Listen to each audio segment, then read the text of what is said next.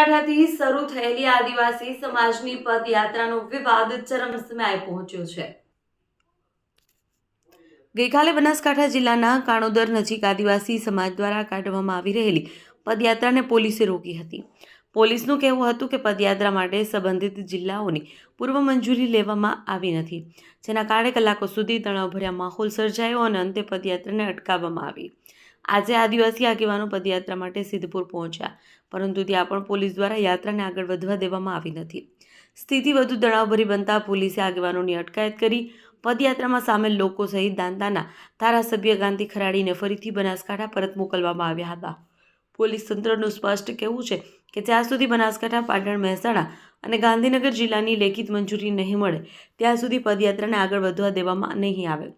બીજી તરફ ધારાસભ્ય કાંતિ ખરાડીનું કહેવું છે કે તેમણે પોતાના લેટર પેડ પર ચારેય જિલ્લાઓના કલેક્ટરોને ઈમેલ દ્વારા પદયાત્રાની જાણકારી આપી છે અને એ પણ મંજૂરી માનવી જોઈએ।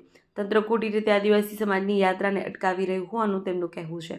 આજે ફરી એકવાર જ્યાં ગઈકાલે યાત્રા અટકાવવામાં આવી હતી તે કાણોદર ખાતે દાંતા ધારાસભ્ય કાંતિ ખરાડી સહિત આદિવાસી આગેવાનો પરત ફર્યા છે।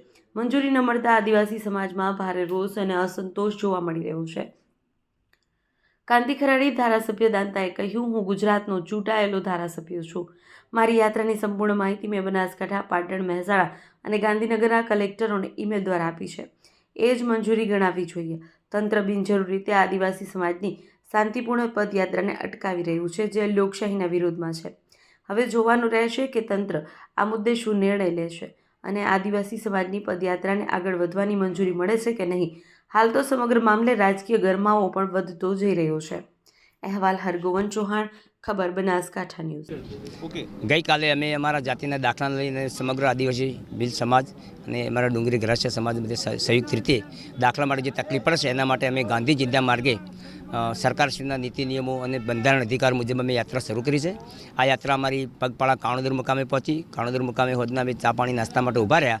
એ દરમિયાન અમારી યાત્રાને પોલીસ તંત્ર દ્વારા અટકાવવામાં આવી અને પરમિશનનો મુદ્દો લઈ અને અમને અટકાવવામાં આવી છે। અમે ત્યારબાદ અમારી પોલીસે અમને ડિટેન કર્યા અને ડિટેન કરી રાત્રે આખી રાત પોલીસમાં અમે એના માટે સંઘર્ષ કર્યો અને અમને અહીંયા પોલીસ તંત્ર દ્વારા જ પણ અહીંયા પાટણની યાદીમાં મોકલ્યા અને પાટણની યાદીમાંથી આજે ફેર પુનઃ અમને બધાને અમારા આખા સમુદાયને અમારા જેટલા બી યાત્રા સાથે બધા યાત્રીઓને પરત કર્યા છે અને ફેર મૂળ અમે અહીંયા કાણોદર મુકામે આવી ગયા છીએ।